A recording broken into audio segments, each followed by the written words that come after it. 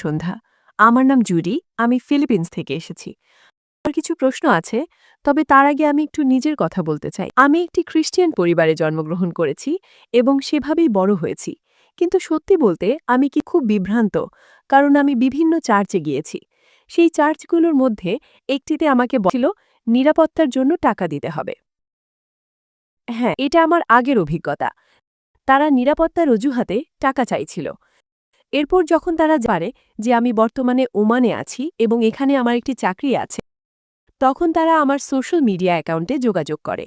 আরও দেওয়ার জন্য আমাকে বারবার কল করতে থাকে, এই বলে যে এতে আমার নিরাপত্তা আরও বেশি নিশ্চিত হবে। কিন্তু আমি নিরাপত্তা টাকা দিয়ে কেনা যায় না, এই বিষয়টি আমাকে খুব নার্ভাস লেছে। I feel nervous. Wait. I feel nervous. Okay, সময় নিন, কোনো সমস্যা চিন্তা করবেন না।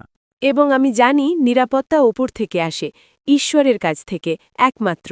এবং রুটি ও মদের বিষয়েও তারা আমাদের রুটি খাওয়ায়।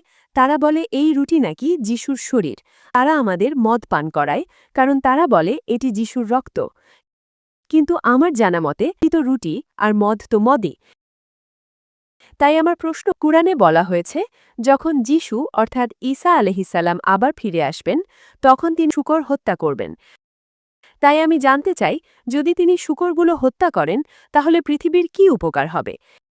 এবং আরেকটি প্রশ্ন, যদি তিনি শূকর পছন্দ না করেন তাহলে শুরুতেই কেন তিনি এগুলো সৃষ্টি করলেন? এবং আমার দ্বিতীয় প্রশ্ন হল,